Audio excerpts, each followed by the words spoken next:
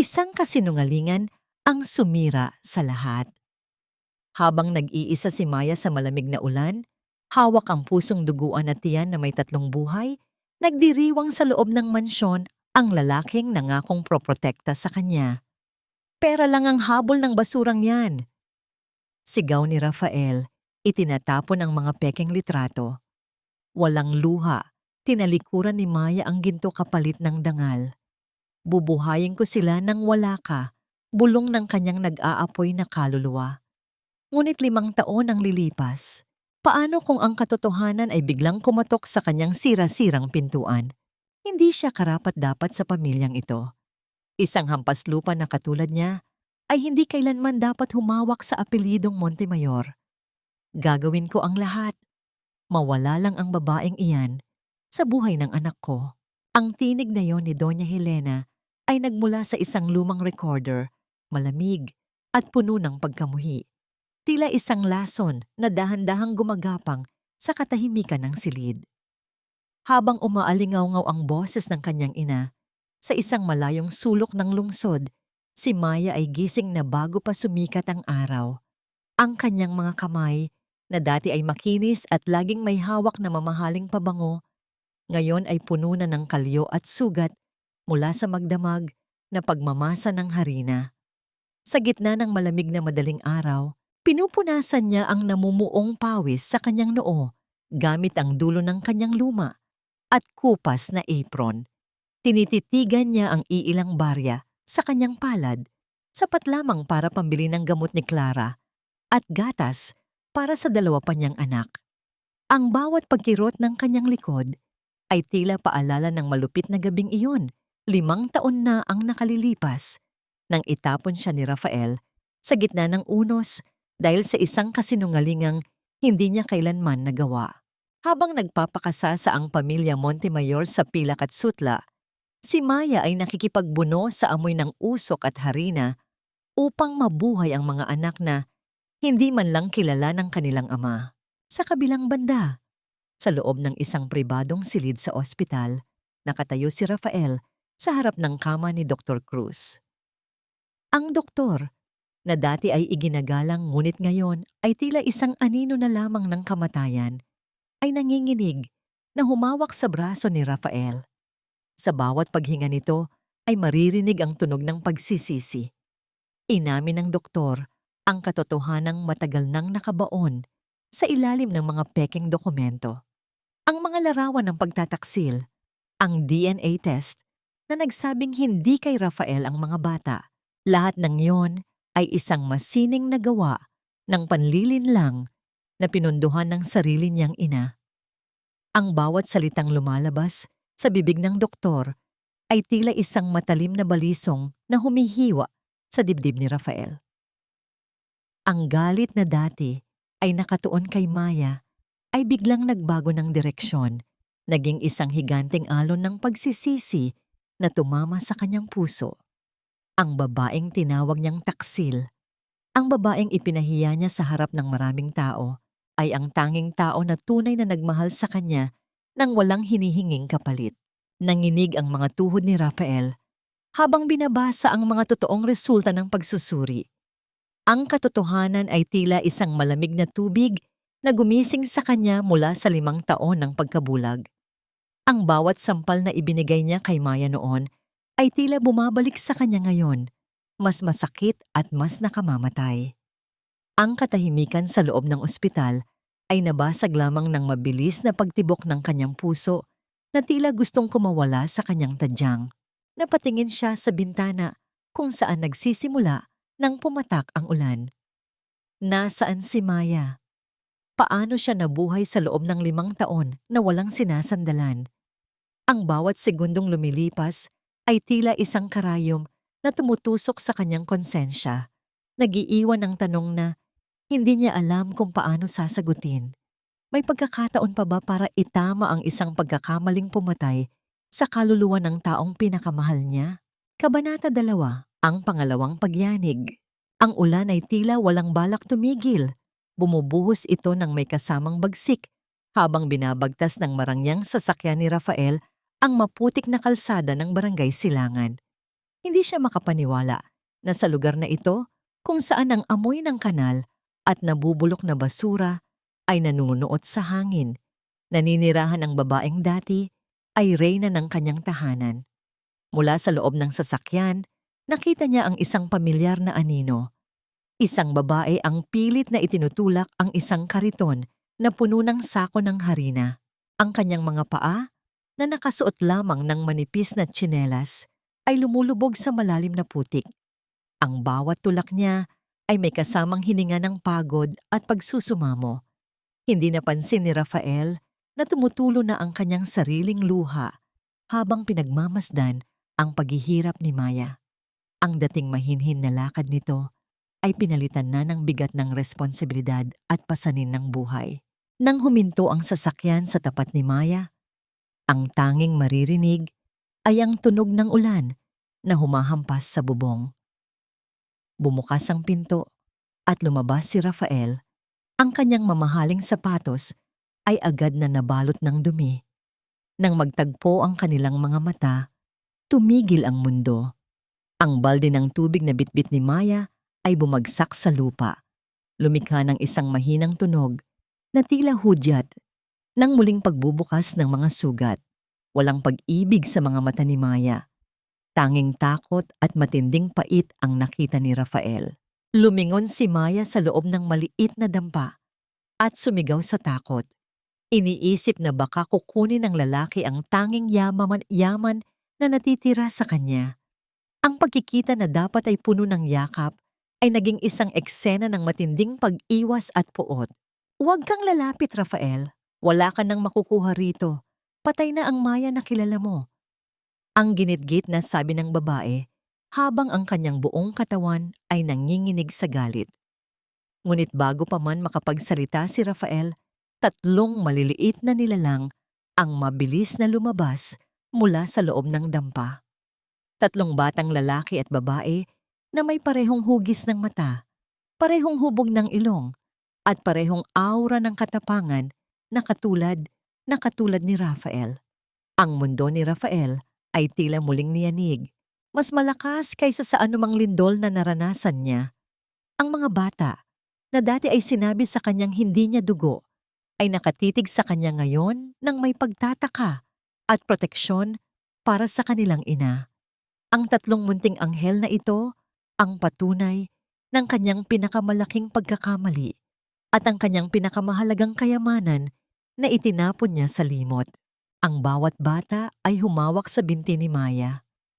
Tila bumubuo ng isang pader na hindi kayang tibagin ng anumang yaman. Si Andres, ang pinakamatanda, ay kumuha ng isang pirasong kahoy at itinuro ito kay Rafael, handang lumaban para sa ina. Ang sakit na naramdaman ni Rafael ay hindi maipaliwanag. Tila hinihiwa ang kanyang bituka habang nakikita ang sariling mga anak na itinuturing siyang kaaway. Hindi niya alam kung sisigaw siya sa tuwa dahil buhay ang kanyang mga anak o lulubog sa lupa dahil sa kahihiyang ginawa niya sa kanilang ina.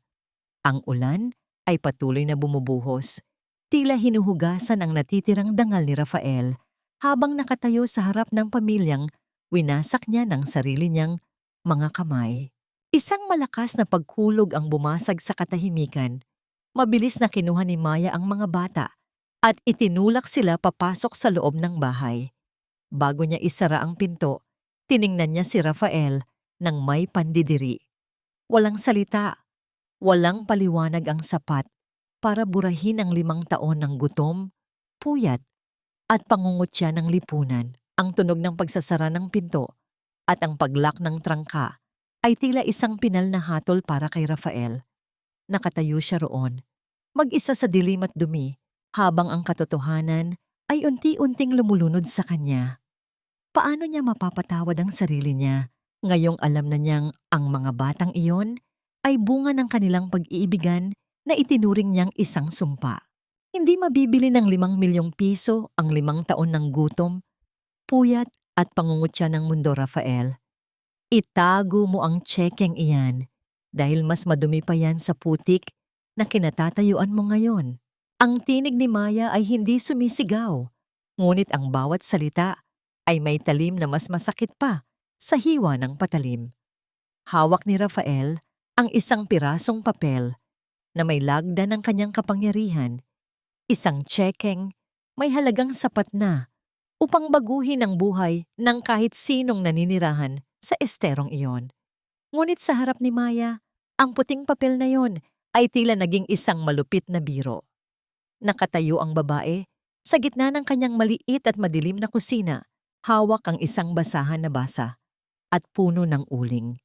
Ang kaibahan ng kanyang maruming kamay sa malinis at mamahaling papel na hawak ni Rafael ay isang malinaw na paglalarawan ng bangin na naghihiwalay sa kanilang dalawa. Ang bawat patak ng ulan mula sa butas na bubong ay lumilikha ng tunog sa timba, tila isang orasan na bumibilang sa bawat segundong nasayang sa kanilang buhay. Tinitigan ni Rafael ang kanyang asawa. Ang babaeng dati ay pinupuno niya ng alahas, ngunit ngayon ay hindi man lang mabilihan ang sarili ng bagong tsinelas. Naramdaman ni Rafael ang panunuyo ng kanyang lalamunan. Ang bawat pintig ng kanyang puso ay tila isang mabigat na martilyo na tumatama sa kanyang dibdib. Namamanhid ang kanyang mga daliri habang pinagmamasdan ang mga mata ni Maya na wala ng bakas ng dati nitong ningning. Ang lahat ng kanyang yaman, ang kanyang mga gusali at ang kanyang pangalan sa mundo ng negosyo ay biglang nawala ng saysay. Para siyang isang hari na nakatayo sa gitna ng isang kahariang gawa sa abo. Ang amoy ng harina at lumang kahoy sa loob ng dampa ay tila sumasakal sa kanyang hininga. Nagpapaalala sa kanya na wala siyang alam sa tunay na hirap na pinagdaanan ng pamilyang kanyang tinalikuran. Makinig ka, Maya. Gusto ko lang bumawi. Para sa mga bata, para sa'yo. Hindi niyo kailangang magtiis dito.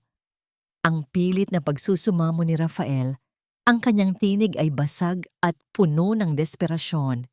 Ngunit bago pa man niya matapos ang pangungusap, mabilis na kinuha ni Maya ang tseke at sa isang iglap ay pinunit-punit ito sa maliliit na bahagi.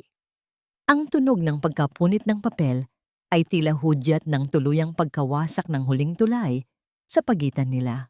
Itinapon ni Maya ang mga piraso ng papel sa paanan ni Rafael kasama ng dumi at baha. Isinalaysay ni Maya ang gabing muntik na siyang mamatay dahil sa pagdurugo habang isinisilang ang triplets. Ang gabing wala siyang kahit isang sentimo pambili ng gamot dahil lahat ng kanyang bank account ay ipina-freeze ng pamilya Montemayor. Ang katahimikan sa loob ng maliit na silid ay naging nakabibingi. Napaluhod si Rafael sa basang sahig. Ang kanyang mamahaling pantalon ay wala na siyang pakialam kung marumihan. Ang kanyang ulo ay nakayuko, tila isang kriminal na naghihintay ng hatol. Nakita niya mula sa siwang ng pinto ang 3 bata na nakasilip. Ang kanilang mga mata ay puno ng takot at pagtataka. Sa bawat buntong hininga ni Maya, nararamdaman ni Rafael ang bigat ng isang kasalanang hindi kailanman mababayaran ng anumang halaga ng ginto. Ang pagtanggi ni Maya ay hindi lamang tungkol sa pera. Ito ay tungkol sa dangal na tinapaktapakan niya 5 taon na ang nakalilipas. Tumayo si Maya ng tuwid. Ang kanyang anino ay tila lumalaki sa dingding na gawa sa tagpi-tagping yero. Umalis ka na, Rafael. Ang presensya mo rito ay mas nakakasira kaysa sa bagyo. Kung muling makikita ng mga bata ang mukha mo rito sa bukas na madaling araw, isasama ko sila sa malayong lugar kung saan hindi mo na kami muling matatatagpuan kahit gamitin mo pa ang lahat ng koneksyon mo. Ang banta ni Maya ay seryoso, malamig at walang puwang para sa negosasyon. Naiwan si Rafael na nakatulala sa mga piraso ng punit na tseke na lumulutang sa tubig baha habang ang pinto ay malakas na isinarado sa kanyang harapan. Nag-iiwan sa kanya sa gitna ng kadiliman ng eskinita. Ang lahat ng karangyaang nakikita mo sa paligid mo, Rafael, ay utang mo sa akin. Ang pangalan mo, ang posisyon mo, pati ang hanging hininga mo ay utang mo sa pamilyang Montemayor. Huwag mong itapon ang lahat para lamang sa isang babaeng basura. Ang boses ni Doña Helena ay dumaan sa malawak at marangyang opisina ni Rafael na tila isang malamig na hanging galing sa sementeryo. Nakatayo ang matandang babae malapit sa bintana. Ang kanyang mga brilyante ay kumikinang sa ilalim ng mga ilaw, ngunit ang kanyang mga mata ay mas matigas pa sa bato. Sa tabi niya ay nakatayo si Isabel na may hawak na panyo at nagpapanggap na nagpupunas ng luha, tila isang biktima ng isang malaking trahedya. Tinitigan ni Rafael ang dalawang babae sa kanyang harap at sa kauna-unahang pagkakataon sa loob ng maraming taon, nakita niya ang mga ito ng walang takip. Hindi niya ina, kundi isang diktador. Hindi isang kasintahan, kundi isang oportunistang nakakapit sa kanyang yaman. Ang bawat dekorasyon sa silid na yon, ang mga mamahaling painting, ang mesa na gawa sa antigong kahoy, ang malambot na carpet, ay tila mga gapos na dahan-dahang sumasakal sa kanyang leeg. Hindi kumibo si Rafael habang binubuksan ang kanyang safe. Inilabas niya ang mga dokumento ng kanyang mga shares, ang mga titulo ng lupa, at ang mga susi ng kanyang mga sports car. Ang tunog ng mga papel na inilalatag sa ibabaw ng mesa ay tila bawat hakbang ng kanyang paglaya. Inilapag din niya ang kanyang itim na credit card, ang simbolo ng kanyang walang hanggang kapangyarihan sa mundo ng pananalapi. Ang bawat kilos niya ay mabagal, puno ng bigat, ngunit may kasamang katiyakan. Tumingin siya sa kanyang ina. Ang galit sa kanyang puso ay napalitan na ng isang malalim at malamig na pagod. Ang utang na loob na palaging ibinabato sa kanya ng ina ay tila isang tanikala na ngayon ay kusa na niyang pinuputol. Kung ang presyo ng pagiging anak mo ay ang pumatay ng sarili kong pamilya, kung gayon, ayaw ko na sa pangalang Montemayor. Ang sabi ni Rafael sa isang boses na mahinahon, ngunit sapat na upang patigilin ang mundo ni Helena. Kinuha niya ang kanyang suot na Rolex, isang relo na nagkakahalaga ng isang mansyon, at dahan-dahan itong inilapag sa ibabaw ng mesa. Ang metal na tunog nito sa ibabaw ng kahoy ay tila huling tibok ng kanyang lumang buhay. Ngunit bago niya talikuran ang lahat, dinukot niya mula sa bulsa ng kanyang suot na vest ang isang luma at lukot na piraso ng papel. Iyon ang unang ultrasound ni Maya na palihim niyang itinago sa loob ng 5 taon. Ito lamang ang tanging bagay na may halaga sa kanya sa loob ng silid na yon. Tumawa ng mapait si Doña Helena, isang tawang puno ng pangungutya at kawalan ng paniniwala. Sige, lumabas ka. Tingnan natin kung hanggang kailan ka tatagal sa labas ng wala ang pera ko. Isang araw lang, Rafael, at gagapang ka pabalik dito para halikan ang mga paa ko dahil sa gutom. Ang mga sigaw ng kanyang ina ay umaling-awngaw sa pasilyo habang naglalakad si Rafael palabas. Hindi siya lumingon. Bawat hakbang niya palayo sa elevator ay tila pagtatapon ng isang mabigat na baluti na matagal na niyang pasan-pasan. Ang mga empleyadong nakakasalubong niya ay yumuyuko. Hindi alam na ang taong kaharap nila ay hindi na ang kanilang makapangyarihang CEO, kundi isang lalaking naghahanap na lamang ng kanyang kaluluwa. Nang makalabas siya ng gusali, sinalubong siya ng malakas na buhos ng ulan. Hindi siya tumawag ng taxi at lalong hindi siya sumakay sa kanyang nakaabang na sasakyan. Naglakad si Rafael sa gitna ng kalsada, hinahayaang mabasa ang kanyang mamahaling suit hanggang sa maging mabigat ito sa kanyang katawan. Ang tubig ulan ay humahalo sa init ng kanyang mukha. Wala na siyang kotse, wala na siyang pera, at wala na siyang tirahan. Ang bawat sapatos niya ay lumulubog sa baha habang tinatahak niya ang mahabang daan patungo sa maruming eskinita kung nasaan ang tunay niyang kayamanan. Sa gitna ng dilim at lamig, naramdaman ni Rafael ang isang kakaibang gaan sa kanyang dibdib. Sa kauna-unahang pagkakataon, hindi siya ang hari ng Montemayor, kundi isang ama na handang magpakababa para sa kapatawaran. Ang amoy ng luma at basang kahoy ay nanunuot sa bawat hininga ni Rafael habang pinagmamasdan niya ang kanyang bagong tirahan. Isang maliit na imbakan ng mga kagamitan sa tapat ng panaderya ni Maya ang nagsisilbing silong niya ngayon. Ang bubong na yero ay puno ng maliliit na butas, tila mga bituin sa dilim na nagpapahintulot sa bawat patak ng ulan na pumasok at mabasa ang kanyang iisang banig. Wala siyang unan, wala siyang kumot, kundi ang sariling mga braso na dati ay nakasanayang yumakap sa malalambot na unan sa kanyang mansyon. Ngunit sa kabila ng dumi at sikip, may isang maliit na bintana ang nagbibigay sa kanya ng tanawin na mas mahalaga pa sa anumang painting sa kanyang opisina. Ang anino ni Maya na abala sa pagluluto ng tinapay sa kabilang bahagi ng kalsada. Kinabukasan, ang init ng araw ay tila isang malupit na paalala sa bagong realidad ni Rafael. Hubad ang kanyang baro at tanging isang lumang pantalon ang suot habang nakapila siya kasama ang mga kargador sa karatig na bodega.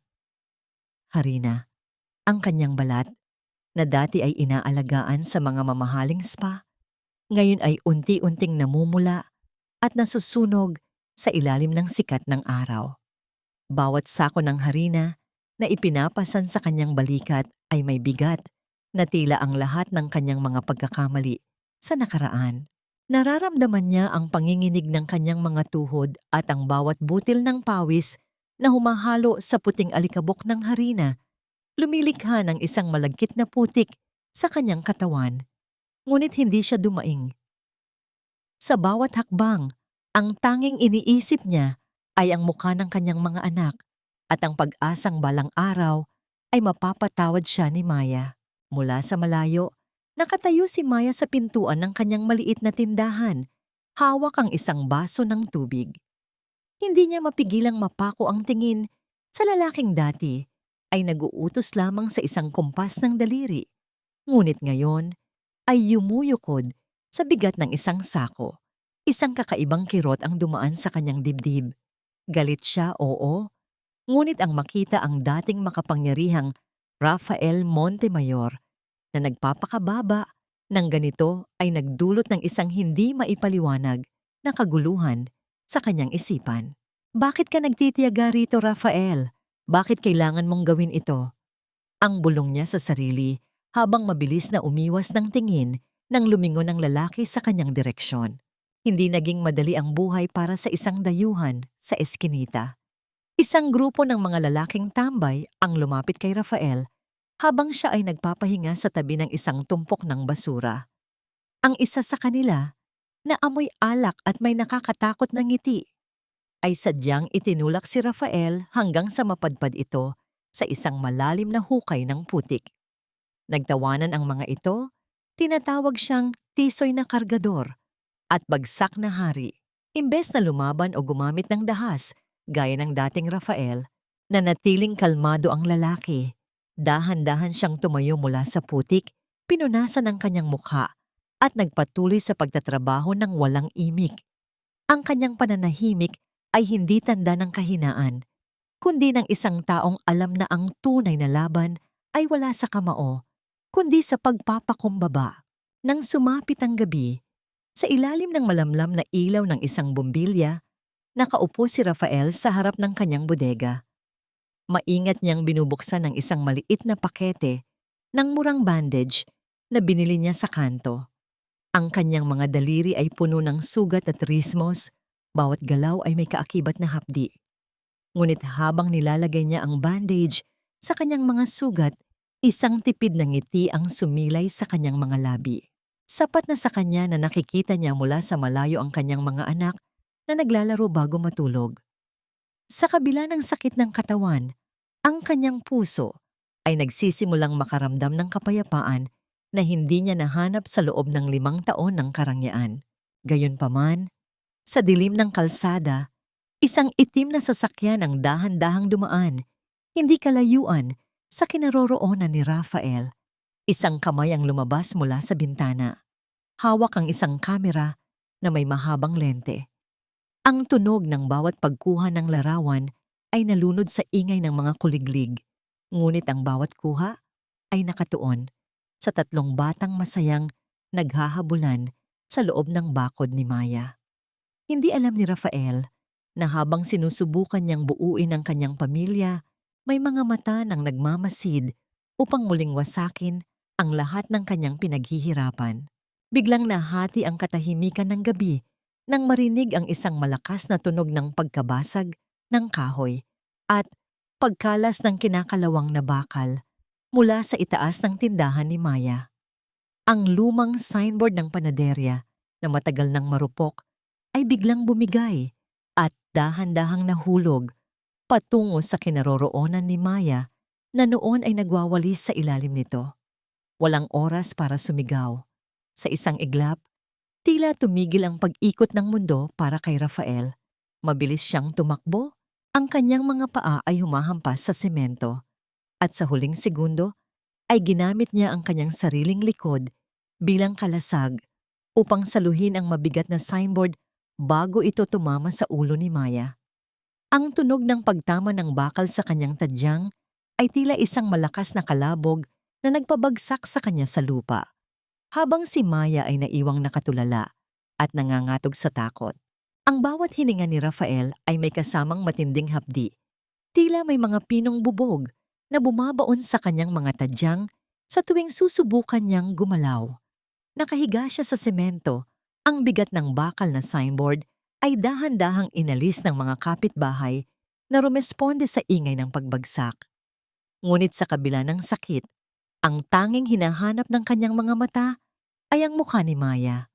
Nang makita niyang ligtas itong nakatayo at tanging alikabok lamang ang dumapo sa balat nito, isang malalim na buntong hininga ng pasasalamat ang kumawala sa kanyang mga labi. Bago tuluyang nandilim ang kanyang paningin. Nang magising si Rafael, hindi na ang malamig na semento ang kanyang nararamdaman, kundi ang init ng isang malambot na sapin sa ilalim ng kanyang likod. Nasa loob siya ng maliit na beranda ng panaderya. Ang amoy ng antiseptic ay humahalo sa bango ng bagong luto na pandesal. Nararamdaman niya ang malamig na dampi ng basang bimpo sa kanyang noo at ang banayad na pagdampi ng mga daliri sa kanyang mga sugat sa likod. Hindi na kailangang lumingon ni Rafael upang malaman kung sino ang nag-aalaga sa kanya. Ang pamilyar na bango ng balat ni Maya, isang halimuyak na tila bulaklak sa gitna ng ulan, ay sapat na upang pakalmahin ang kanyang nagkakagulong puso. Bakit mo ba ginagawa ito, Rafael? Hindi mo kailangang magpakabayani. Wala kang dapat patunayan sa akin. Ang bulong ni Maya, ang kanyang tinig ay nanginginig sa pagitan ng galit at pag-aalala. Habang nililinis ni Maya ang malaking paa sa likod ng lalaki, hindi niya mapigilang mapansin ang pangangayayat nito. Ang dating matipunong balikat ng asawa ay puno na ng gasgas mula sa pagkakargador. Ang bawat sugat na kanyang nililinis ay tila isang kwento ng pagsasakripisyo na hindi niya gustong paniwalaan. Ang katahimikan sa pagitan nila ay naging masilan, puno ng mga salitang hindi masabi at mga damdaming pilit na ibinabaon sa limot. Tumingin si Rafael sa mga mata ni Maya. Ang kanyang paningin ay medyo malabo pa ngunit puno ng katapatan. Hindi ito tungkol sa pagpapakitang gilas, Maya. Ito ay tungkol sa katotohanang kung mawawala ka, wala na ring saysay ang buhay na pilit kong binubuo. Handa akong tanggapin ang lahat ng bigat. Huwag ka lang masaktan muli. Sa bawat salitang lumalabas sa bibig ni Rafael, nararamdaman ni Maya ang pagyanig ng kanyang sariling paninindigan. Ang pader na itinayo niya sa loob ng 5 taon ay tila nagkakaroon ng maliliit na bitak sa bawat banayad na tingin ng lalaking dati niyang tinawag na mundo. Sa gitna ng kanilang pag-uusap, isang maliit na anino ang dahan-dahang lumapit mula sa loob ng bahay. Si Andres, ang pinakamatanda sa triplets, ay may hawak na isang baso ng tubig at isang piraso ng matamis na tinapay. Ang bata ay nakatitig kay Rafael nang may halong kuryosidad at takot. Dahan-dahang iniabot ni Andres ang pagkain sa lalaki. Ang maliliit nitong daliri ay sandaling dumapos sa palad ni Rafael, isang ugnayang biolohikal na tila nagpadaloy ng kuryente sa buong katawan ng ama. Para po sa inyo, para hindi na po masakit ang likod nyo, ang mahinang sabi ng bata bago mabilis na nagtago sa likod ng kanyang ina. Naluha si Rafael habang kinakain ang tinapay na bigay ng kanyang anak. Ito ang pinakamasarap na pagkaing natikman niya sa buong buhay niya. Mas mahalaga pa sa anumang handaan sa malalaking hotel. Ngunit ang sandali ng kapayapaan ay agad na naputol nang mapansin ni Maya ang isang lalaking nakamotor na huminto sa tapat ng kanilang tindahan. Isang itim na sobre ang mabilis na inihagis sa harap ng pinto bago mabilis na humarurot ang motor paalis. Walang nakasulat na pangalan, tanging isang selyo ng isang malaking kumpanya ng harina na matagal nang kinakatakutan sa industriya. Nang buksan ni Maya ang sobre, unti-unting nawalan ng kulay ang kanyang mukha. Ang nilalaman nito ay isang formal na abiso na ang lahat ng kanyang utang sa supplier ng harina ay binili na ng isang ikatlong partido at kailangan niyang bayaran ang buong halaga sa loob ng 48 oras kung hindi ay kukunin ang kanyang maliit na ari-arian. Alam ni Maya na hindi ito isang pagkakataon lamang. Ang anino ni Doña Helena ay tila muling lumitaw, dahan-dahang sinasakal ang tanging hanapbuhay na bumubuhay sa kanyang mga anak. Ang bawat pagsubok na pinagdaraanan nila ay tila isang chess game kung saan ang kalaban ay may walang katapusang pondo upang wasakin sila. Ang langit ay tila nagalit sa sanlibutan ng gabing iyon, nagbubuhos ng bilyon-bilyong patak ng ulan na tila mga karayom na tumutusok sa balat ng bawat naninirahan sa eskinita. Ang dating tuyong kalsada ay naging isang rumagasang ilog ng putik at basura, mabilis na umaakyat ang tubig sa bawat pintuan ng mga dampa. Sa gitna ng kaguluhan, isang malakas na sigaw ang bumasag sa ugong ng bagyo. Si Baste, ang isa sa triplets, ay nadulas habang sinusubukang habulin ang kanyang paboritong aso. Sa isang kisap mata, ang maliit na katawan ng bata ay tinangay ng malakas na agos patungo sa malalim na bahagi ng kanal na walang harang. "Rafael, iligtas mo ang anak ko! Rafael, tulong!" Ang hiyaw ni Maya ay punong-puno ng pait at matinding takot. Ang kanyang boses ay tila isang mitya na nagliyab sa puso ni Rafael.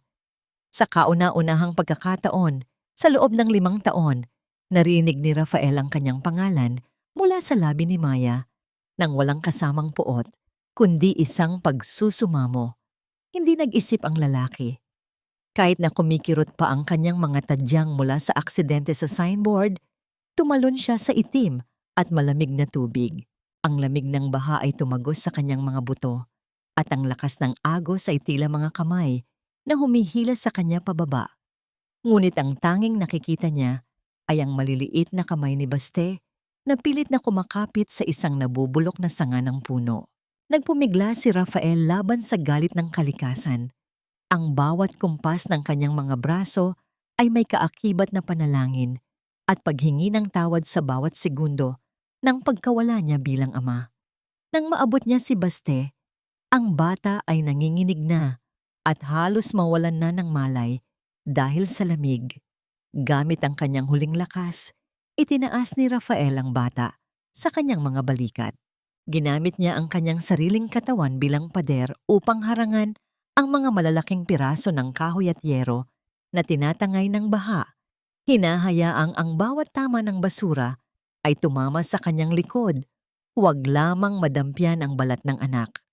Sa isang matinding pag-atake ng alon, matagumpay niyang naisampa si Baste sa isang mataas na semento kung saan mabilis itong nakuha ng mga kapitbahay, ngunit ang pagod at ang matinding hapdi sa kanyang dibdib ay nagdulot ng panlalabo ng kanyang paningin. Ang huling nakita niya ay ang mukha ni Maya na umiiyak bago siya tuluyang lamunin ng dilim ng tubig. Nang magising si Rafael, sinalubong siya ng amoy ng luma at maruming ospital. Ang mga dingding ay may bakas ng amag at ang ingay ng mga pasyenteng naghihintay sa koridor ay nanunuot sa loob ng silid. Ngunit ang lahat ng discomfort na yon ay nawala nang makita niya si Maya na nakaupo sa tabi ng kanyang kama, hawak ang kanyang kamay. Sa tabi nito ay si Baste na nakabalot sa isang makapal na kumot. Ang bata ay dahan-dahang lumapit sa kanya. Ang mga mata nito ay puno ng paghanga at pasasalamat. Ang maliliit na daliri ni Baste ay rumespeto sa tradisyon at dahan-dahang kinuha ang kamay ni Rafael upang itapat sa kanyang noo.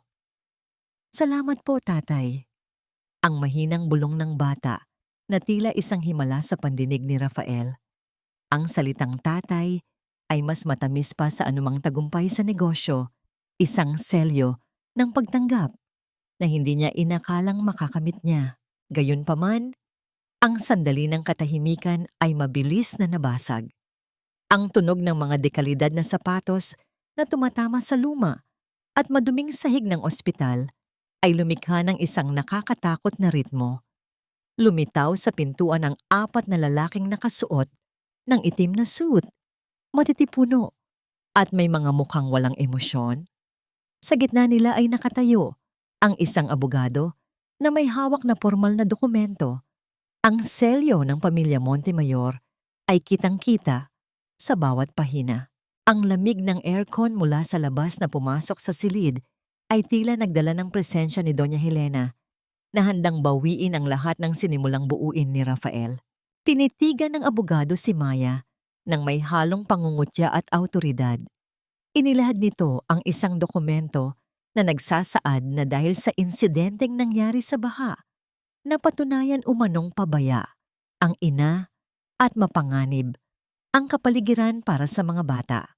Ang bawat salita sa papel ay tila isang hatol ng kamatayan para sa kaligayahan ni Maya.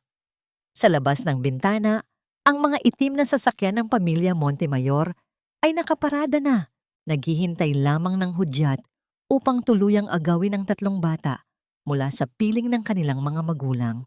Sa kabila ng banta ng mga abogado at ang namumuong panganib mula sa pamilya Montemayor, pansamantalang bumalik ang isang marupok na katahimikan sa maliit na panaderya ni Maya. Dahil sa sugat sa katawan at ang malalim na utang na loob sa pagliligtas kay Baste, hindi na nagawang itaboy ni Maya si Rafael. Sa halip, pinayagan niya itong manatili sa maliit na silid sa likod ng tindahan upang magpagaling. Ngunit para kay Rafael, ang pananatili roon ay hindi para sa kanyang sariling kapakanan, kundi isang pagkakataon upang iparamdam ang pag-ibig na ipinagkait niya sa loob ng 5 taon. Ang bawat umaga ay nagsisimula sa amoy ng mainit na kape at ang tunog ng pag-aayos ng mga sako ng harina na ginagawa ni Rafael kahit pa kumikirot ang kanyang mga tadyang. Isang hapon, sa gitna ng init ng kusina, nagpasya si Rafael na subukang magluto ng sinigang, ang paboritong ulam ni Maya noong sila ay nagsasama pa. Ang dating CEO na sanay sa mga pagkaing inihahanda ng mga tanyag na chef ay lungong na humahawak ngayon sa mga kangkong at labanos. Ang bawat hiwa niya sa sibuyas ay may kasamang luha, hindi lamang dahil sa anghang nito, kundi dahil sa bawat alaala ng kanilang masayang nakaraan na dahan-dahang nagbabalik. Pinagmamasdan siya ni Maya mula sa malayo. Ang kanyang puso ay tila isang yelo na dahan-dahang natutunaw sa ilalim ng sikat ng araw. Nakikita niya ang pawis na tumutulos sa noo ni Rafael at ang seryosong mukha nito habang tinitimplahan ng sabaw. Tila ba ang pagluluto ng ulam na yon ang pinakamahalagang transaksyon sa kanyang buhay. Nang sumapit ang hapunan, naganap ang isang bagay na matagal nang pinapangarap ni Rafael. Ang unang salo-salo ng kanilang maliit na pamilya. Nakaupo sila sa paligid ng isang maliit na mesang gawa sa kawayan. Ang usok mula sa mainit na sinigang ay bumabalot sa kanilang lahat, tila isang mainit na yakap na nagbubuklod sa kanilang 5 katao. Ang 3 bata, sina Andres, Baste at Clara, ay masayang kumakain. Ang kanilang mga tawa ay nagsisilbing musika sa pandinig ni Rafael. Sa gitna ng pagkain, Tumayo si Baste at lumapit kay Rafael. Kinuha ng bata ang kamay ng ama at dahan-dahan itong itidantay sa kanyang sariling noo sa isang taimtim na pagmamano. Ang simpleng galaw na yon ay nagdulot ng pag-apaw ng emosyon kay Rafael, dahilan upang hindi niya mapigilang mapaluha sa harap ng pagkain. Ang pagtanggap ng mga bata ay ang pinakamalaking tagumpay na hindi kailanman mabibili ng kanyang bilyon-bilyong piso. Matapos ang hapunan, habang natutulog na ang mga bata, nanatili sina Maya at Rafael sa loob ng kusina upang maglinis. Ang tanging liwanag ay nagmumula sa isang maliit na bumbilya na bahagyang gumagalaw sa ihip ng hangin. Sa gitna ng kanilang pagpupunas ng mesa, hindi sinasadyang nagtagpo ang kanilang mga kamay sa ibabaw ng isang basang-basahan. Tila huminto ang pag-ikot ng mundo para sa kanilang dalawa. Ang init ng palad ni Rafael ay tumagos sa balat ni Maya, nagpaparamdam ng isang kuryenteng matagal nang nawala. Nagkatitigan sila, ang mga mata ni Rafael ay puno ng pagsusumamo at tahimik na pangako ng katapatan. Ang distansya sa pagitan ng kanilang mga muka ay dahan-dahang lumiit, sapat na upang maramdaman ni Maya ang mainit na hininga ni Rafael sa kanyang pisngi. Ang bawat tibok ng kanilang mga puso ay tila nagkakaisa sa ilalim ng katahimikan ng gabi. Ngunit ang matamis na sandaling iyon ay mabilis na nabura ng marinig ang tunog ng gulong ng isang sasakyan na huminto sa tapat ng panaderya. Ang ilaw mula sa headlight ng sasakyan ay tumagos sa bintana. Tila isang mapanghusgang mata na nagmamasid sa kanila. Isang itim at marangyang sasakyan ang nakaparada. Ang kinang nito ay hinding-hindi babagay sa dumi ng kanilang eskinita. Bumukas ang pinto at lumabas ang isang figura na may suot na mamahaling perlas at isang mukhang puno ng puot. Si Doña Helena ay nakatayo sa harap ng pintuan. Ang kanyang labi ay nakakurba sa isang tinitimplang ngiti ng panganib. Hindi lamang siya narito upang bisitahin ang kanyang anak. Narito siya upang tuluyang wakasin ang kapayapaang pilit na binubuo ng dalawa. Ang bawat hakbang ni Doña Helena sa loob ng maliit na panaderya ay tila isang marahas na tunog ng kampana na nagbabadya ng kamatayan para sa katahimikan ng gabi. Ang kanyang mga takong nagawa sa mamahaling balat ay tumatama sa luma at bitak-bitak na semento, lumilikha ng isang ritmo na puno ng puot. Kinuha niya ang isang sidang panyo mula sa kanyang bag at dahan-dahang tinakpan ang kanyang ilong. Tila ba ang bawat hibla ng hangin sa loob ng dampa ni Maya ay punong-puno ng lason.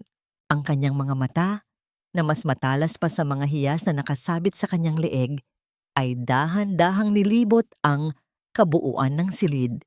Mula sa mga sako ng harina hanggang sa mga munting laruan ng mga bata na nakakalat sa sahig. Kaya mo ba talagang tiisin na makita ang anak ko na naglulumpagi sa duming ito, Maya? Ang tinig ni Helena ay malamig at puno ng pangungutya. Tila ba ang bawat salita niya ay isang latigo na humahampas sa dangal ng babae. Tiningnan niya si Maya mula ulo hanggang paa. Ang kanyang labi ay nakakurba sa isang mapait na ngiti. Inilahad niya ang kanyang mga kamay na puno ng brilyante. Ipinapakita ang kaibahan ng kanyang marangyang mundo sa kahirapan ng paligid. Sinimulan niyang gamitin ang kanyang lason na dila. Ipinaparamdam kay Maya na ang pagmamahal nito sa kanyang mga anak ay isang anyo ng pagiging makasarili dahil hinahayaan niya ang mga itong lumaki sa kahirapan.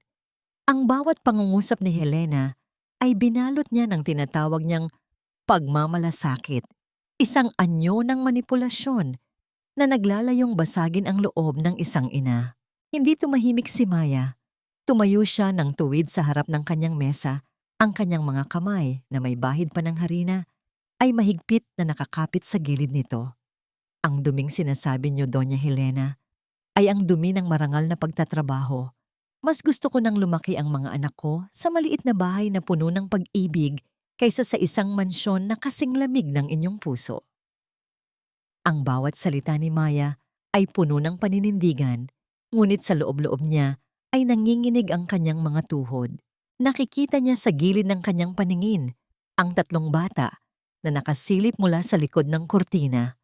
Ang kanilang mga mata ay punong-puno ng takot habang nakatitig sa matandang babaeng tila isang kontrabida sa kanilang mga paboritong kwento.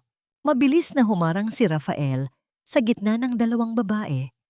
Ang kanyang mukha ay seryoso, ang kanyang mga mata ay nag-aapoy sa galit habang nakaharap sa sariling ina. "Umalis ka na, ma. Wala kang puwang dito. Kung iniisip mong magagamit mo ang pera mo para kontrolin muli ang buhay ko, nagkakamali ka. Mas malaya ako rito sa gitna ng harina kaysa sa tabi mo sa gitna ng mga kasinungalingan." Ang boses ni Rafael ay malakas, isang proteksyon para kay Maya at sa mga bata. Ngunit hindi natinag si Helena. Isang malamig na tawa ang kumawala sa kanyang mga labi. Isang tawang nagpatahimik maging sa mga kuliglig sa labas. Dahan-dahang dinukot ni Helena ang isang makapal na sobre mula sa kanyang bag. Inilapag niya ito sa ibabaw ng mesa nang may kasamang matinding awtoridad. "Hindi ako naparito para makipagtalo sa inyong dalawa. Naparito ako para bawiin ang dapat na sa akin. Ang mga batang ito ay may dugong Montemayor at hindi ko hahayaang masira ang kanilang kinabukasan sa ilalim ng pamamahala ng isang ina na walang sapat na kakayahan." Binuksan niya ang sobre at ipinakita ang isang formal na petisyon mula sa korte para sa legal na pagbawi ng pangangalaga sa mga bata. Ginamit niya ang bawat butas sa batas, ang utang ni Maya sa supplier, ang insidente ng pagkalunod ni Baste sa baha, at ang kawalan ng maayos na tirahan upang patunayan na isang banta si Maya sa kaligtasan ng mga bata. Ang katahimikan na bumalot sa silid pagkatapos ng pahayag ni Helena ay mas mabigat pa sa anumang unos. Si Maya ay napaatras, ang kanyang mukha ay nawalan ng kulay, at ang kanyang mga kamay ay dahan-dahang napahawak sa kanyang dibdib. Sa likod ng kurtina, nagsimulang umiyak si Clara. Ang tunog ng hikbi ng bata ay tila isang punyal na tumagos sa puso ni Rafael. Naglabas si Helena ng isang mapanirang ngiti.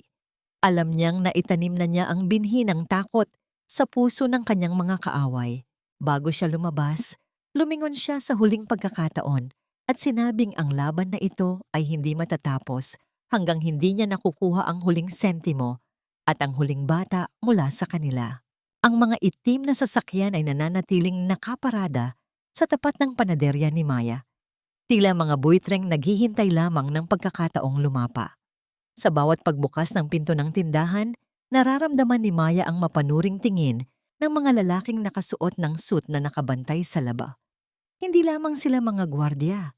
Sila ay mga paalala ng kapangyarihang handang dumurog sa kanya. Sinubukan ni Rafael na harapin ang mga ito. Hinarangan niya ang pintuan nang tangkaing pumasok ng isa sa mga tauhan ni Helena upang kumuha ng litrato sa loob ng bahay. Ang bawat tulak at bawat suntok na tinanggap ni Rafael mula sa mga ito ay hindi niya ibinalik. Nanatili siyang nakatayo.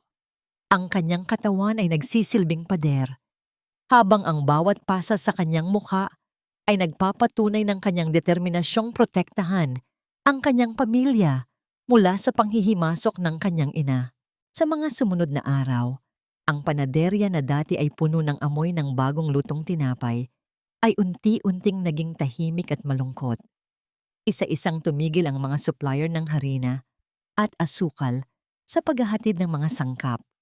Ang bawat tawag ni Maya ay sinasagot ng malamig na pagtanggi, isang malinaw na hudyat na ang kamay ni Doña Helena ay nakasakal na sa leeg ng kanyang negosyo. Hindi lamang yon, ang mga bulong-bulungan sa eskinita ay nagsimulang kumalat na parang apoy. Ang mga dating suki ni Maya ay umiiwas na ngayon sa kanyang tindahan, natatakot na madamay sa gulo ng mga makapangyarihang Montemayor. Ang bawat sulyap ng kanyang mga kapitbahay ay puno na ng panghuhusga at paglayo. Tila ba ang kahirapan ni Maya ay naging isang nakakahawang sakit. Sa loob ng madilim na kusina, nakaupo si Maya sa harap ng isang mesang walang laman. Ang kanyang mga mata ay malalim ang itim na bilog mula sa mga gabi ng walang tulog na pagbabantay sa kanyang mga anak. Nararamdaman niya ang matinding pagod na tila bumabaon sa kanyang mga buto. Bawat hikbi ng kanyang mga anak sa gabi, bawat tanong nila kung bakit hindi na sila makalabas upang maglaro, ay tila isang kutsilyong humihiwa sa kanyang puso.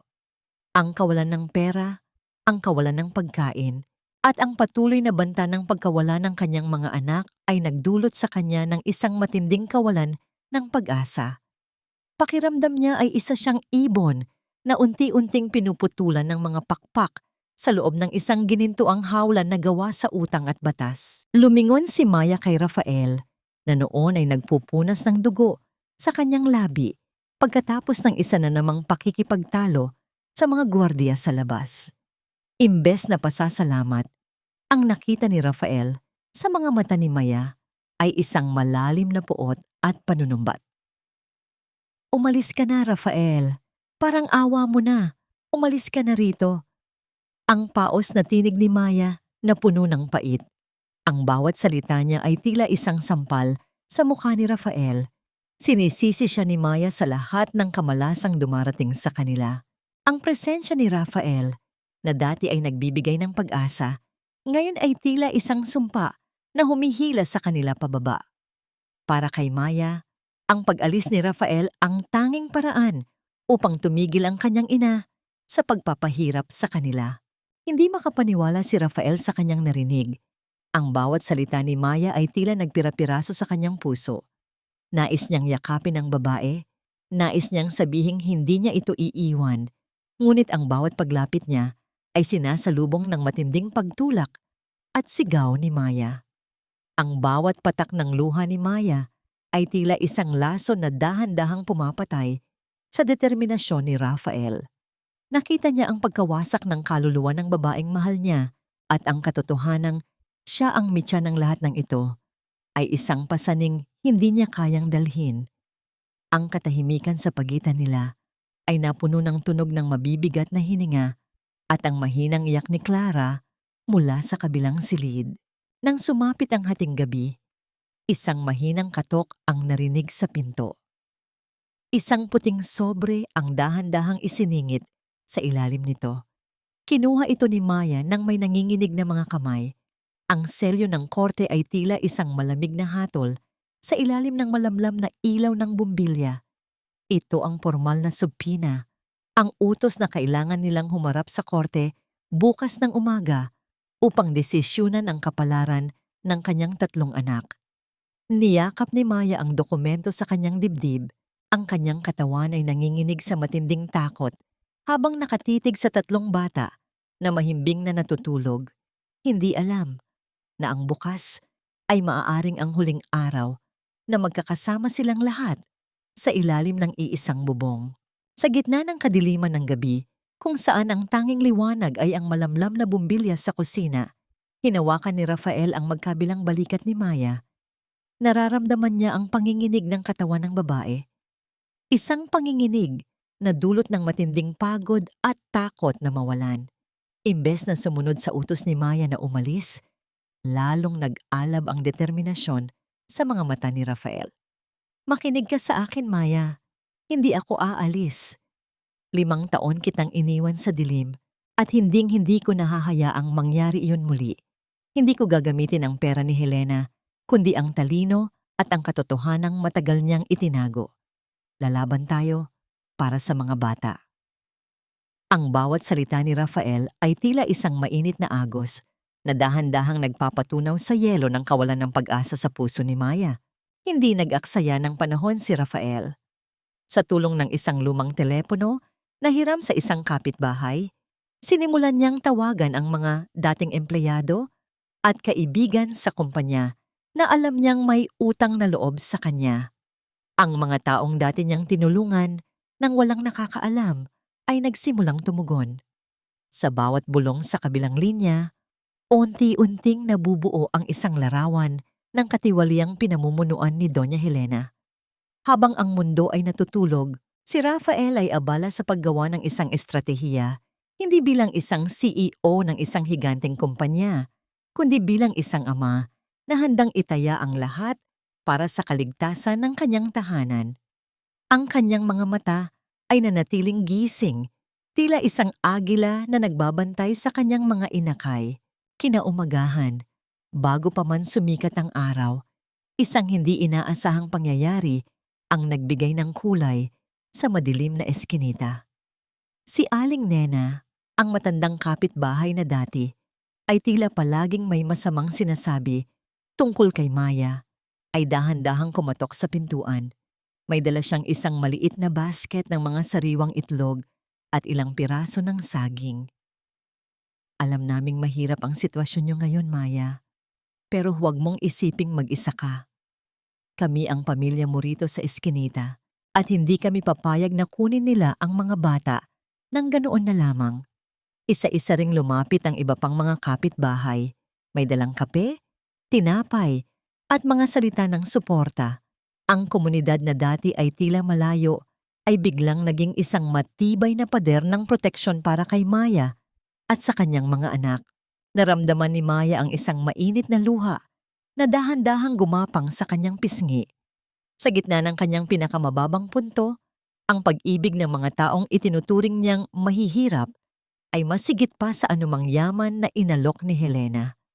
Ang bawat hawak sa kanyang kamay, ang bawat yakap ng mga kapitbahay ay nagbigay sa kanya ng lakas na tumayo ng tuwid.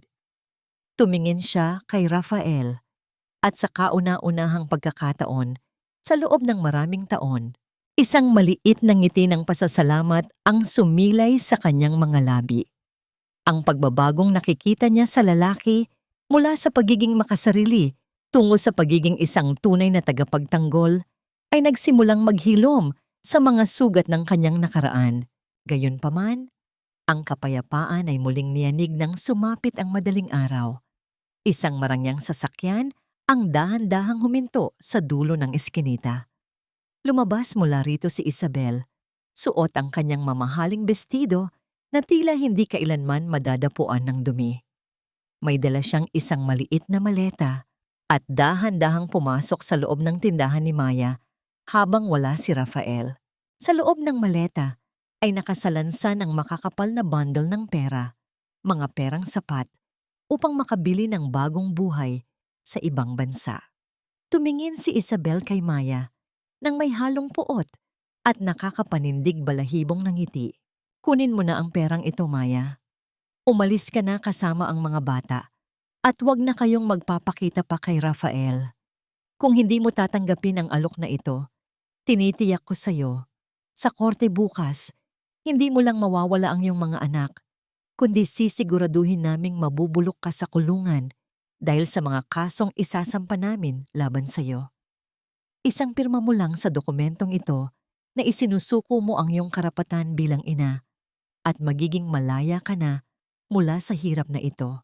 Ang bawat salita ni Isabel ay tila isang lason na dahan-dahang kumakalat sa hangin, nag-iiwan kay Maya sa isang matinding dilema sa pagitan ng kanyang kalayaan at ng kanyang pagmamahal sa mga anak.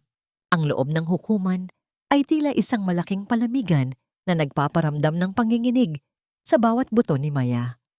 Ang amoy ng lumang papel at formalidad ay nananaig sa hangin, habang ang bawat tunog ng pagbukas at pagsara ng pinto ay tila isang babala.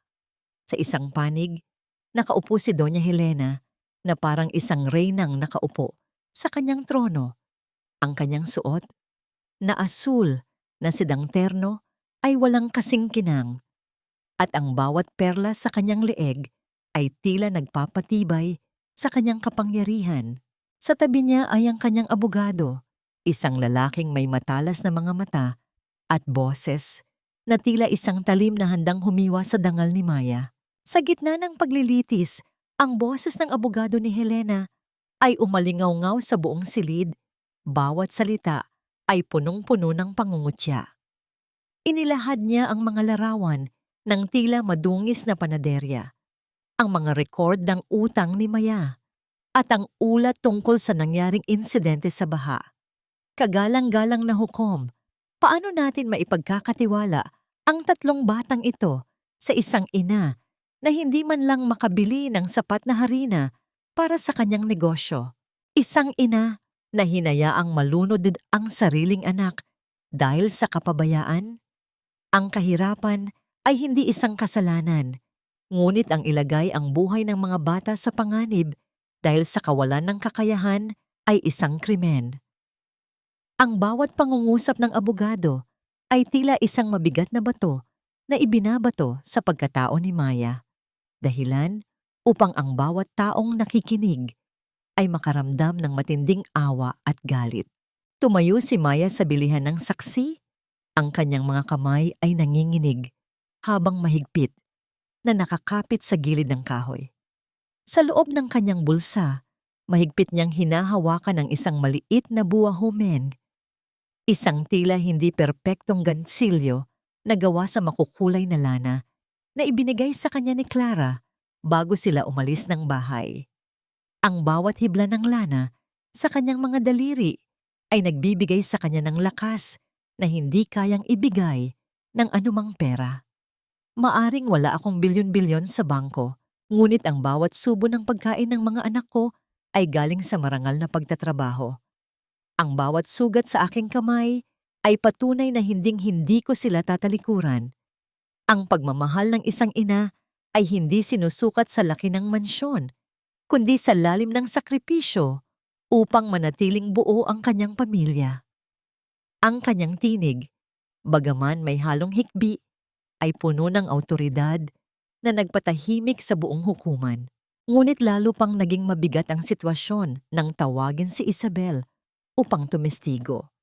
Maingat niyang pinunasan ang mga matang, tila namumugto sa luha bago humarap sa hukuman. Sa likod ng kanyang maamong anyo ay nakatago ang isang mapanirang kasinungalingan. Kagalang-galang na hukom, mahinahon niyang wika. Lumapit mismo sa akin si Maya, ilang buwan na ang nakalipas. Sinabi niyang hindi na niya kayang buhayin ang mga bata dahil sa matinding paghihirap na kanyang dinaranas. Inalok niya akong kunin ang mga ito, kapalit ng malaking halaga ng pera, upang mabayaran umano ang kanyang mga pagkakautang. Napahinto siya sandali at nagkunwaring pinipigil ang pagluha bago ipinagpatuloy ang kanyang salaysay. Ayon sa kanya, iyon na lamang daw ang natitira niyang paraan upang makabangon, kaya naniwala akong kusa niyang isinusuko ang kanyang mga anak. Ang bawat salita ni Isabel ay tila isang lason na kumalat sa silid, lumikha ng mga bulong ng pagkamuhi mula sa mga tao sa paligid. Ang pagtataksil na ito ay nagdulot ng isang matinding saksak sa puso ni Maya. Tila ba ang buong mundo ay nagkakaisa upang ilubog siya sa putik. Napalingon si Maya sa paligid, hinahanap ang mukha ni Rafael. Ngunit ang upuang dapat ay kinaroroonan nito ay walang laman. Ang takot ay dahan-dahang lumalamon sa kanyang pag-asa. Nasaan ang lalaking nangakong lalaban sa tabi niya? Nasaan ang tanging taong inaasahan niyang magliligtas sa kanila mula sa kawalang katarungang ito? Ang bawat segundong lumilipas ay tila isang oras ng paghihirap. Ang katahimikan ni Rafael ay mas masakit pa sa mga kasinungalingan ni Isabel, nag-iiwan kay Maya na mag-isang humaharap sa higanting kalaban. Dahan-dahang itinaas ng hukom ang kanyang kahoy na pamukpok. Ang kanyang mukha ay seryoso at tila nakapagdesisyon na. Ang bawat mata sa loob ng silid ay nakatuon sa kanyang kamay. Batay sa mga ebidensya ng kahirapan at sa testimonya ni Isabel, ang hatol ay tila pabor na sa panig ni Doña Helena. Ngunit bago pa man tumama ang kahoy sa mesa upang tuluyang wakasan ang karapatan ni Maya, ang malaking pinto ng hukuman ay biglang bumukas ng may lakas. Ang bawat hininga sa loob ng silid ay tila tumigil nang humahahangos na pumasok si Rafael. Suot ang kanyang seryosong mukha at hawak ang isang napakakapal na itim na folder. Ang kanyang mga hakbang sa makinis na sahig ay lumikha ng isang tunog ng awtoridad na nagpalingon maging sa hukom. Ang bawat hakbang ni Rafael patungo sa gitna ng silid ay tila isang mabigat na tunog ng kampana na nagpapatahimik sa lahat ng bulungan. Ang kanyang suot na barong ay may bahid pa ng alikabok ng harina. Sa dulo ng manggas, isang matapang na paalala ng buhay na pinili niya sa eskinita. Hawak niya ang itim na folder na tila ito ang pinakamahalagang baluti sa isang digmaan. Hindi siya tumingin kay Doña Helena. Sa halip, ang kanyang mga mata ay nanatiling nakapako kay Maya, isang tingin na punong-puno ng pangako at paghingi ng tawad.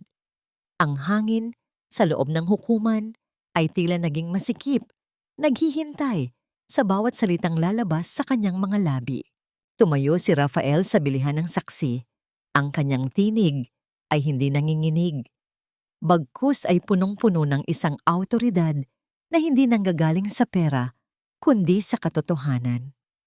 Inilabas niya ang mga dokumento mula sa folder, ang mga tunay na bank statement ni Doña Helena, ang mga record ng palihim na pagbabayad sa supplier ng harina upang iharas si Maya, at ang pinakamahalaga sa lahat, ang kopya ng orihinal na DNA test na matagal nang itinago sa isang pribadong vault. Kagalang-galang na hukom, ang tanging krimen dito ay ang panlilinlang na ginawa ng sarili kong ina upang sirain ang isang marangal na babae. Ang bawat ebidensya ng kahirapan na iniharap laban kay Maya ay isang sadyang gawa ng pagsasabutahe upang nakawin ang kanyang mga anak. Ang bawat salita ni Rafael ay tila isang malakas na hampas sa pagkatao ni Doña Helena. Habang binabasa ni Rafael ang mga detalye ng katiwalaan at manipulasyon, ang mukha ng matandang babae ay unti-unting nagbago mula sa pagiging mapagmataas tungo sa isang hitsura ng matinding takot at galit. Ngunit hindi doon tumigil si Rafael.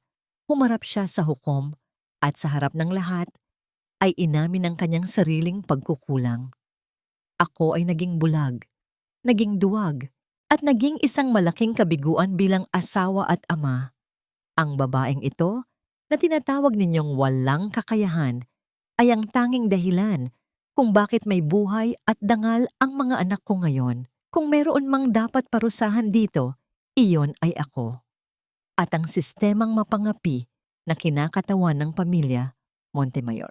Dahil sa matinding pressure, tuluyang nawala ang kontrol ni Doña Helena. Tumayo siya mula sa kanyang upuan, ang kanyang mga perlas ay nayanig sa bawat galaw ng kanyang nanginginig na katawan. Walang utang na loob. Lahat ng ginawa ko ay para sa iyo, Rafael, para sa dangal ng ating pamilya. Hindi ko hahayaang madungisan ng dugong hampas lupa ang ating pangalan. Ang kanyang mga sigaw ay umalingaw-ngaw sa buong silid. Ang kanyang boses ay naging paos at puno ng pait.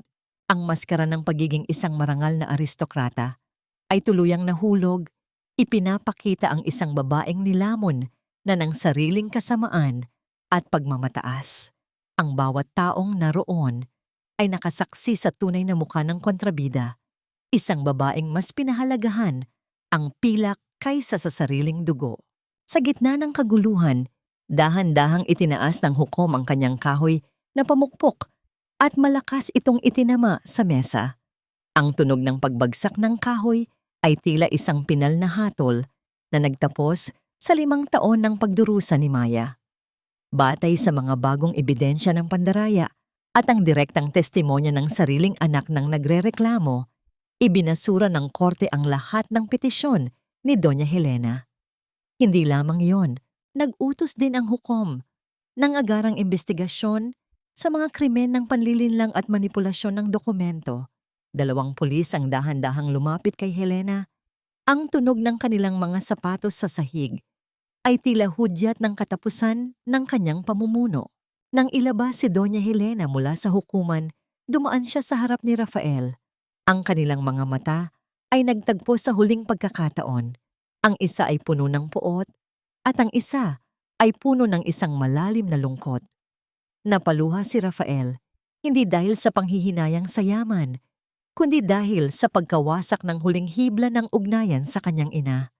Sa kabilang banda, si Maya ay napaupo sa kanyang upuan. Ang kanyang buong katawan ay nanghihina sa halo-halong emosyon. Ang bawat hikbi niya ay may kasamang ginhawa. Tila ba ang isang higanting tinik ay dahan-dahang inalis mula sa kanyang puso. Ang hustisya ay nakamit, hindi sa pamamagitan ng ginto, kundi sa pamamagitan ng isang amang handang maging kalasag para sa kanyang pamilya. Ang katahimikan sa loob ng maliit na silid ni Rafael ay tila isang mabigat na kumot na bumabalot sa bawat sulok ng gabi. Walang marangyang kama, walang malalambot na unan, kundi ang amoy ng luma at tuyong kahoy na naging saksi sa kanyang pagpapakumbaba sa loob ng nakaraang mga buwan. Sa ilalim ng malamlam na liwanag ng isang kandila, nakayuko si Rafael sa harap ng isang munting mesa. Ang tanging tunog na maririnig ay ang gasgas ng pluma sa papel at ang malalim na buntong hininga ng isang lalaking tila pasan ang buong mundo. Maingat niyang isinusulat ang bawat salita sa isang formal na dokumento, isang kasulatan na naglilipat ng lahat ng kanyang nabawing ari-arian at natitirang yaman sa pangalan ni Maya at ng 3 bata. Para kay Rafael, ang pagtatapos ng laban sa korte ay hindi nangangahulugan ng kanyang karapatang manatili.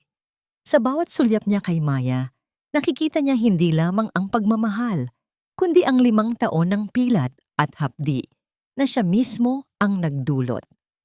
Naniniwala siyang ang kanyang presensya ay isang palaging paalala ng mga gabing umiyak si Maya sa gutom at pangungutya. Ito na ang huling magagawa ko para sa inyo. Ang mahinang bulong niya sa sarili habang tinutupi ang liham. Inilapag niya ito sa ibabaw ng mesa kasama ang isang susi at ang kanyang lumang singsing na pangkasal, ang tanging alaala ng isang pangakong minsan niyang sinira. Bago isara ang kanyang maliit na bag, may isang bagay na dahan-dahang kinuha ni Rafael mula sa ilalim ng kanyang banig. Ito ay isang piraso ng papel na may mga guhit ng krayola. Isang larawan ng 5 tao na magkakahawak kamay sa ilalim ng isang malaking araw. Ito ang iginuhit ni Andres, Baste at Clara para sa kanya nung isang gabi. Sa larawan, tinawag siyang tatay. Hinaplos ni Rafael ang bawat linya ng guhit. Ang kanyang mga daliri ay nanginginig habang pinipigilan ang pag-agos ng luha. Ito ang tanging kayamanan na dadalhin niya sa kanyang pag-alis. Isang patunay na kahit sa maikling panahon, naranasan niyang maging isang tunay na ama. Maingat niya itong itinago sa bulsa ng kanyang suot na vest malapit sa kanyang puso. Sa kabilang bahagi ng kalsada, nagising si Maya dahil sa isang hindi maipaliwanag na kaba sa kanyang dibdib. Ang sikat ng araw ay hindi pa sumisilip, ngunit ang malamig na simoy ng madaling araw ay pumasok sa kanyang bukas na bintana. Dahan-dahan siyang naglakad patungo sa tindahan, iniisip na makikita niya ang anino ni Rafael na abala na sa pag-aayos ng mga sako ng harina. Ngunit sinalubong siya ng isang nakabibingbinging katahimikan. Ang pintuan ng bodega ay bahagyang nakabukas at ang loob nito ay tila nawalan na ng buhay. Nang pumasok si Maya, nakita niya ang malinis na mesa at ang nakapatong na puting sobre. Nang basahin ni Maya ang liham, ang bawat salita ni Rafael ay tila isang malakas na hampas sa kanyang kaluluwa. Isinulat ni Rafael na ang tunay na pagmamahal ay minsan ay nangangahulugan ng pagpapalaya at ang kanyang huling hiling ay ang makitang muli ang ningning sa mga mata ni Maya na wala nang bahid ng takot sa kanya. Nanginginig ang mga kamay ni Maya habang hawak ang dokumentong nagbibigay sa kanya ng lahat ng karangyaan sa mundo. Ngunit ang tanging nararamdaman niya ay ang isang matinding pangungulila. Napatingin siya sa kalsada, hinahanap ang bulto ng lalaking untunti na palang naging bahagi ng kanyang bawat hininga.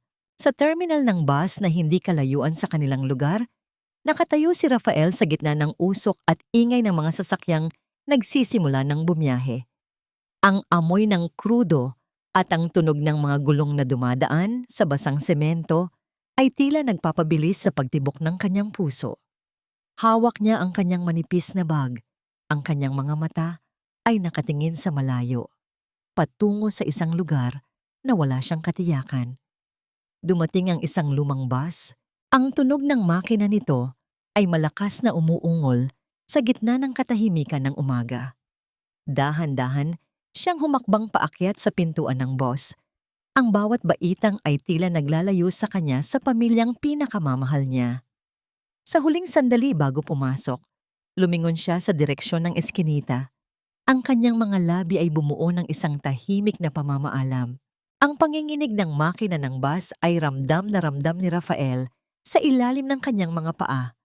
Tila isang babala na ang bawat segundo ay naglalayo sa kanya sa tanging daungan ng kanyang kapayapaan. Ang amoy ng krudo at ang mainit na hangin sa loob ng sasakyan ay tila sumasakal sa kanyang hininga. Nakaupo siya malapit sa bintana. Ang kanyang mga kamay ay mahigpit na nakakapit sa bag na naglalaman ng guhit ng kanyang mga anak. Habang dahan-dahang gumagalaw ang mga gulong ng bus sa ibabaw ng aspalto, naramdaman ni Rafael ang isang matinding bigat sa kanyang dibdib, isang uri ng sakit na hindi kayang gamutin ng anumang distansya. Ang bawat gusali at punong nadadaan ay tila mga saksi sa kanyang muling pagtakas sa buhay na pangarap lamang niya noon. Ngunit bago pa man tuluyang makalayo ang sasakyan, isang malakas na sigaw ang bumasag sa ingay ng terminal. Isang tinig na pamilyar sa puso ni Rafael. Isang boses na tila humahabol sa hangin. Napalingon si Rafael sa bintana at doon ay nakita niya si Maya. Ang babae ay tumatakbo sa gilid ng bus, ang kanyang buhok ay gulo-gulo ng ihip ng hangin at ang kanyang mukha ay basang-basa ng pawis at luha. Sa likod niya ay ang tatlong bata, sina Andres, Baste at Clara, na pilit ding humahabol habang isinisigaw ang salitang naging musika sa pandinig ni Rafael. Ang bawat hakbang ni Maya ay puno ng desperasyon at pag-ibig. Tila ba ang kanyang buong mundo ay nakasakay sa bus na yon. Mabilis na tumayo si Rafael at nakiusap sa konduktor na ihinto ang sasakyan. Ang tunog ng pagpreno ng bus ay lumikha ng isang malakas na pag-ugong. At bago pa man ito, tuluyang huminto, tumalon na si Rafael pababa. Sinalubong siya ni Maya na tila isang unos ng emosyon. Walang sabi-sabing kinuha ni Maya ang bag na hawak ni Rafael at buong lakas itong inihagis sa gilid ng kalsada. Ang bawat hikbi ni Maya ay tila isang sumbat na puno ng pagmamahal. Akala mo ba ganoon lang kadali iyon, Rafael? Matapos mong sirain ang pader sa puso ko, aalis ka na lang? Sino ang magluluto ng sunog na sinigang para sa amin? Sino ang mag-aayos ng tumutulong bubong kapag umuulan? Ang bawat salita ni Maya ay tila isang mahapdi, ngunit matamis na gamot sa sugat ng kaluluwa ni Rafael. Hindi nakapagsalita si Rafael, tanging ang mabilis na pagtibok ng kanyang puso ang maririnig sa gitna ng kanilang katahimikan. Dahan-dahang lumapit si Maya sa kanya. Ang kanyang mga kamay ay lumapit sa mukha ng lalaki, tila sinisigurado kung ito ay totoo. Ang init ng palad ni Maya sa kanyang pisngi ay tila isang hudyat ng ganap na kapatawaran. Hindi namin kailangan ang iyong yaman, Rafael. Ang kailangan namin ay ang ama na handang mabasa sa ulan para sa amin. Ang kailangan ko ay ang asawang natutong lumaban para sa katotohanan. Huwag mo kaming iwan muli. Sa gitna ng terminal, sa harap ng maraming taong nakatingin, ang huling kuta ng pag-aalinlangan sa puso ni Rafael ay tuluyang gumuho. Yumakap ng mahigpit si Rafael kay Maya, tila ba ang kanilang mga katawan ay muling nabuo matapos ang mahabang panahon ng pagkawasak. Nararamdaman niya ang tibok ng puso ni Maya na sumasabay sa kanya, isang ritmo ng pag-ibig na mas matibay pa sa anumang unos. Sa ilalim ng kanilang mga paa, yumakap din ang tatlong bata. Bawat isa ay kumakapit sa binti ng kanilang ama nang may matinding takot na baka mawala itong muli. Ang init ng kanilang mga yakap ay tila isang liwanag na nagtaboy sa lahat ng dilim ng kanilang nakaraan. Ang terminal na dati ay simbolo ng pag-alis ay naging saksi sa isang muling pagsasama na itinakda ng tadhana. Dahan-dahang hinalikan ni Rafael ang noo ni Maya, isang halik na punong-puno ng paggalang at pangako. Ang sikat ng araw ay nagsisimula nang sumilip sa pagitan ng mga ulap, nagbibigay ng isang ginintuang liwanag sa kanilang 5 katao. Wala ng kumpanya, wala ng mansyon, at wala ng mga gintong tanikala. Ang tanging natitira ay ang katotohanan na ang tunay na tahanan ay hindi gusaling gawa sa bato, kundi ang bisig ng mga taong nagpapahalaga sa bawat hibla ng iyong pagkatao. Habang naglalakad sila pabalik sa eskinita, hawak ni Rafael ang kamay ni Maya at ng mga bata. Alam niyang sa wakas, ang biyahe ng kanyang buhay ay nakarating na sa tamang destinasyon. Isang taon ang mabilis na lumipas, tila isang panaginip na dahan-dahang nagkaroon ng kulay at buhay. Ang sikat ng araw sa umagang ito ay pumasok sa malalawak na bintana ng isang bagong gusali sa kanto ng eskinita. Hindi ito isang marangyang mansyon, kundi isang malinis at maaliwalas na panaderya na may nakasulat na mansyon ng pag-ibig sa itaas ng pintuan. Ang amoy ng sariwang tinapay at banilya ay nananaig sa hangin, humahalimuyak sa buong paligid at nag-aanyaya sa bawat taong dumaan. Ang tunog ng mga baso na nagtatama at ang mahinang tawa ng mga tao sa loob ay nagbibigay ng isang himig ng kapayapaan na matagal na nawala sa lugar na yon. Sa loob ng kusina, makikita ang isang lalaking may suot na puting apron. Ang kanyang mga braso ay may bakas pa ng puting harina. Si Rafael ay abala sa paghuhubog ng mga masa ng tinapay. Ang kanyang mga galaw ay puno ng kasanayan at pagmamahal. Wala na ang kanyang mga mamahaling suit at gintong relo. Ang tanging suot niya ngayon ay ang kanyang sing-sing sa kasal na kumikinang sa ilalim ng ilaw. Sa kanyang tabi, ang 3 bata, sina Andres, Baste, at Clara, ay abala rin sa pagtulong. Ang kanilang maliliit na kamay ay puno rin ng harina habang masayang nagtatawanan. Ang bawat sulyap ni Rafael sa kanyang mga anak ay puno ng pasasalamat. Tila ba bawat tinapay na kanyang niluluto ay isang alay para sa pagkakataong ibinigay sa kanya upang maging isang tunay na ama. Pumasok si Maya mula sa harap ng tindahan, bitbit ang isang bungkos ng mga sariwang bulaklak. Ang kanyang mukha ay wala na ang bakas ng pagod at takot. Ang kanyang mga mata ay nagniningning na muli sa kaligayahan. Lumapit siya kay Rafael at dahan-dahang pinunasan ang harina sa dulo ng ilong ng lalaki. Ang bawat dampi ng kanyang daliri ay puno ng isang malalim na pagmamahal at ganap na kapatawaran. Sa loob ng 1 taon, natutunan nilang buuin ang mga pira-pirasong alaala ng kanilang nakaraan at gawin itong isang matibay na pundasyon para sa kanilang kinabukasan. Ang bawat haplos at bawat tingin nila sa isa't isa ay nagsasabing ang tunay na hilom ay hindi nangyayari sa isang iglap, kundi sa bawat araw na pinipili mong magmahal muli. Sa kabilang panig ng lungsod, sa loob ng isang tahimik na pasilidad, nakaupo si Doña Helena sa isang silya malapit sa bintana. Ang kanyang paligid ay puno ng karangyaan, ngunit ang kanyang mga mata ay nakatingin sa malayo. Tila nawawala sa isang mundong siya lang ang nakakaalam. Ang kanyang isipan ay dahan-dahang nilalamon ng limot. Madalas niyang tinatawag ang pangalan ni Rafael at humihingi ng mga dokumentong wala na sa kanyang pag-aari. Ang kanyang yaman ay nananatili sa kanyang tabi, ngunit wala itong buhay, wala itong boses, at wala itong kamay na hahaplos sa kanyang pag-iisa.